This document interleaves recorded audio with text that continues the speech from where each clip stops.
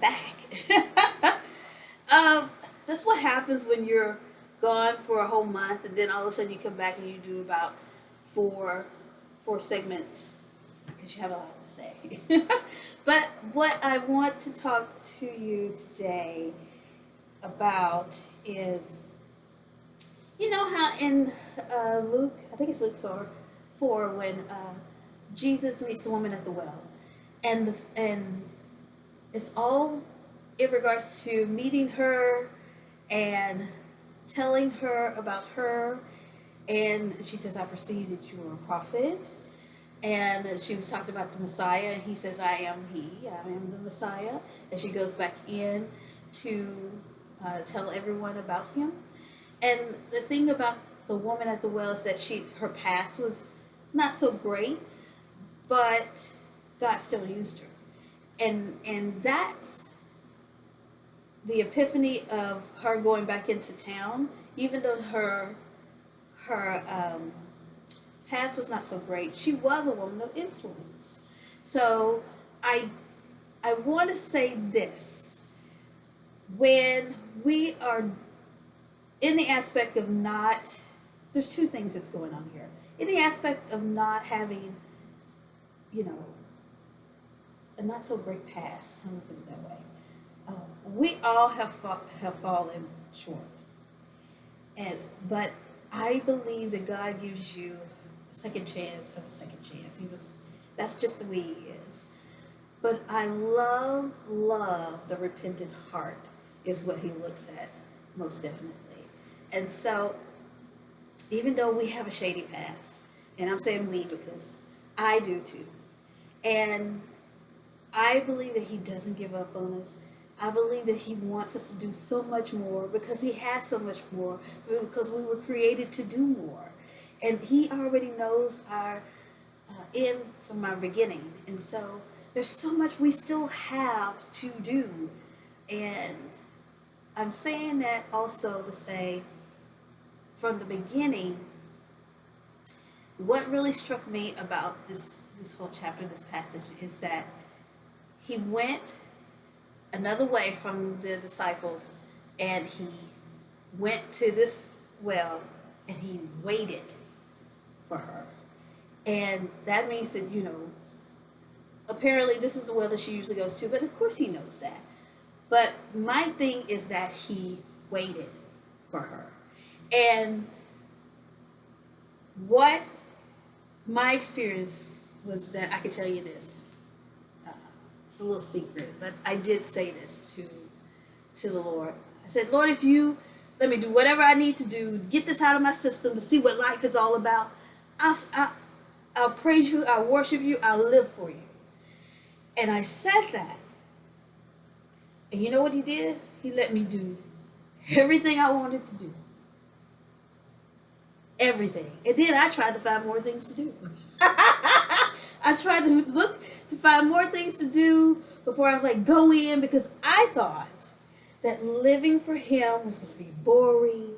That means I can't do this. That means I can't do that. That means I can't hang out. That means I can't have certain things I like to do.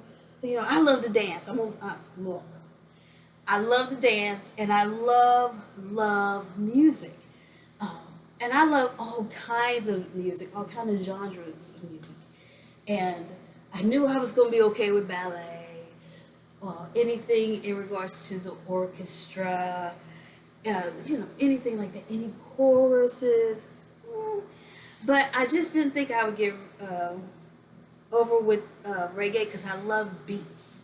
And so it was like, I don't know if I would get to that, because anything that's going to come on and I like the beat of it, I'm going to move.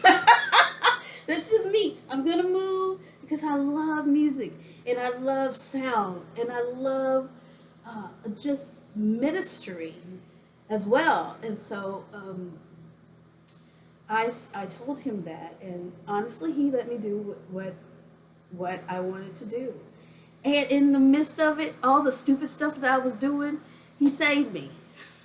Because I did some crazy stuff. But that's for another time. But when I stopped running, and I had to stop running because it got to the point where I wasn't happy about anything. There was nothing I was doing that made me happy anymore. It just wasn't. It wasn't. I felt it wasn't worth it. Well, there's got to be more to it. That's why I kept saying, "This is life. There's got to be more to life than just this," and it was, and it is. I've never been more happier than I am now because I found I'm content and I am at ease. And the most thing that I do have now is peace. I have peace within myself. And now I understand it's some aspects of peace that surpasses all understanding. It was some things that happened that you just can't figure out why, but you have peace about it. And he gives you peace about it. I'm saying that to say this. The waiting is what he does for us. He waited for me to get all that craziness out. He waited for me to do what I thought that I needed to do. He waited. And in spite of it all, he still blessed me, put me where he needed me to be. And I felt like I was catapulted. Because there was things that I walked into that I was like, oh, am I supposed to be here? That's the thing. It's like, it's gotta be God. It's gotta be God. And so it was, if this is your waiting season, or you feel like you're waiting, or you feel like you're stifled, he's waiting on you. I have never been so astonished about the things that he does. He always surprises me. I'm like, if there's one more thing that he can surprise me with, it can't be. He can't have just more. Because he's a God of more than enough. And I'm telling you, if you live for him, and you die daily, you have to walk. To me, salvation is walking it out. It's a day-by-day thing. You're not going to get this stuff right every day. You're human. You can't. You're not going to get it right every day. But what you do is you get up and you keep going and you try it again. And I thank him for every day he gives me to try to get it right again. God bless you. I hope this is something, the encouraging words for you. And never know, I might pop up again within this month or so. Take care, guys. Love you. Bye-bye.